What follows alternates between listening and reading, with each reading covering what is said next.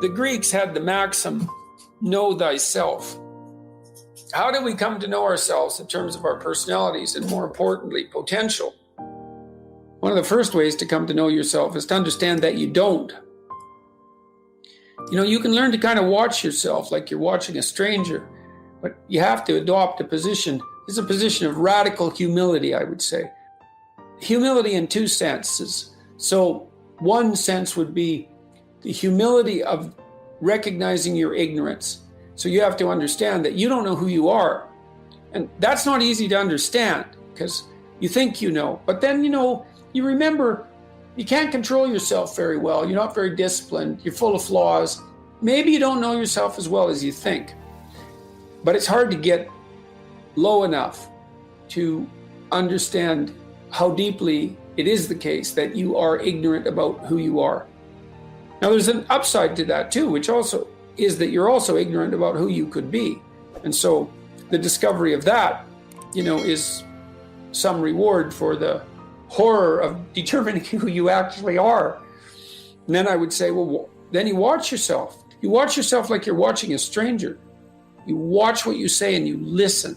And you think, well, what sort of person would say that? And how am I reacting emotionally when I'm communicating in that manner? Is that making me feel stronger or weaker? Is it filling me with shame? Is it helping my confidence? Am I laying out a lie? Am I deceiving myself and other people? Am I adopting this personality at parties that is designed to impress and to amuse, and it comes across as nothing but like self-centered narcissism? What are my dark fantasies? What are my aggressive fantasies? What is it that I'm willing to do? What am I interested in so that I'll spontaneously pursue it? What do I procrastinate about and why? What am I unwilling to do? What do I think is good? What do I congratulate myself for accomplishing? And what do I berate myself for failing to confront and to implement? Those are all incredibly complicated questions, and you don't know the answers to them. So that's a start.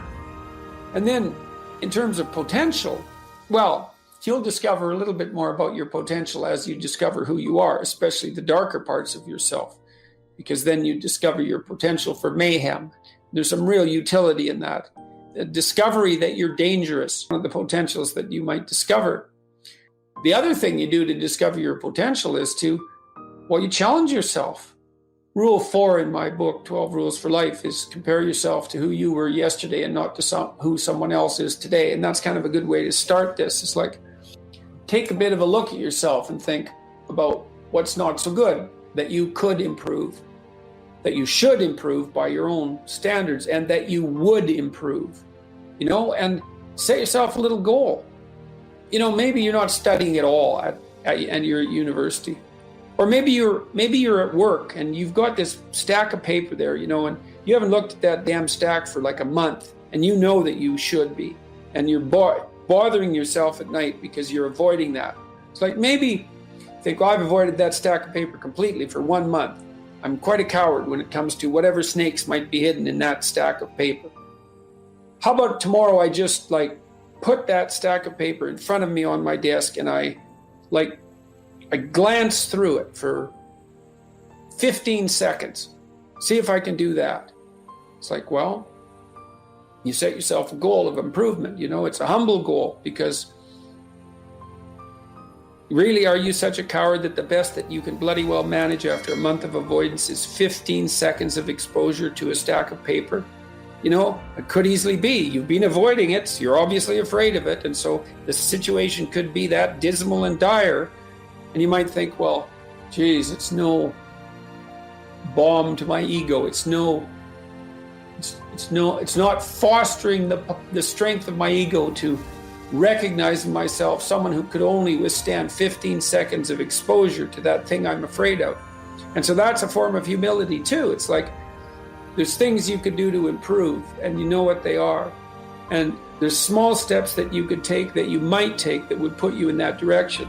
And then the question is, are you big enough to take those small steps? Are you capable of grappling with the fact that you're fundamentally flawed to the point where you have to break things down into almost childlike steps in order to manage them? And the answer to that is, yeah, you are. most people have things they avoid, and they're afraid of. So I would say to some degree, it's the lot of everyone. People vary in the degree to which they've conquered that. And you do meet people from time to time who are extraordinarily disciplined. But most of the time they've got disciplined in exactly this manner. It's through slow incremental improvement. And then you challenge yourself. It's like, well, could I do this? That would be better. Then you find out. And then you think, well, is there something slightly larger and more challenging that I could do that would be better? And you try it and you find out. And as you try it and you find out, generally you get better at it and you can take on larger and larger challenges. That's why I suggested, you take responsibility for yourself. That's part of standing up straight with your shoulders back. It's like, take on the world, man. Only at the level that you can manage.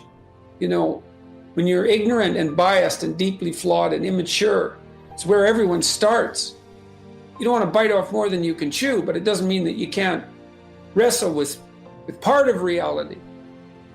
Some part that's small enough so that you have a good shot at victory. And then you attain victory over some small part of the chaos. And then you're the person who's victorious over chaos. You're just a beginner, but that's who you are. And then maybe you can get unbelievably good at that. And maybe you can ally to that the ability to recast tyrannical order into chaos and restructure it into something deeper, more profound, and more suitable for human habitation. That's the other half of the hero myth, right? Half is to overcome chaos itself, and half is to confront tyranny where it needs to be confronted. You do that by challenging yourself humbly at the level that you're able to function. It's easier to understand if you think about a child that you're trying to rear properly, and you want to make that child, help that child reveal their highest potential, whatever that is, whatever that means. And what you do is you don't set them a series of impossible tasks in the hope of undermining their self-confidence. You form a relationship with them that is predicated on your interest in their highest mode of being. And then you offer them challenges that are precisely optimized to their ability, right? So they can do them, but they have to stretch. The two elements of their ability would be what they can do and how much they're capable of transforming what they can do. And an optimal challenge stretches you to the end of what you can do and then into the domain of how you can transform. And so if you love a child, then you set them tasks of that nature, and maybe they have a reasonable chance of success, a 70% chance of success or an 80% chance of success.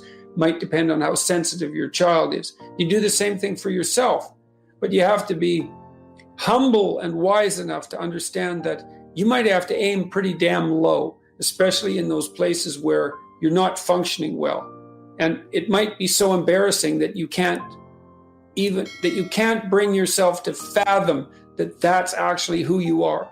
You have to admit that. And there's going to be a loss of ego or destruction of ego, arrogant ego that necessarily accompanies that. But you need the loss of that arrogant ego because it's precisely what's interfering with your movement forward. It's part of the adversarial process, mythologically speaking, that stops moral progress. You're too proud of who you think you are to notice what you're like so that you could change properly. You don't want to sacrifice that part of yourself.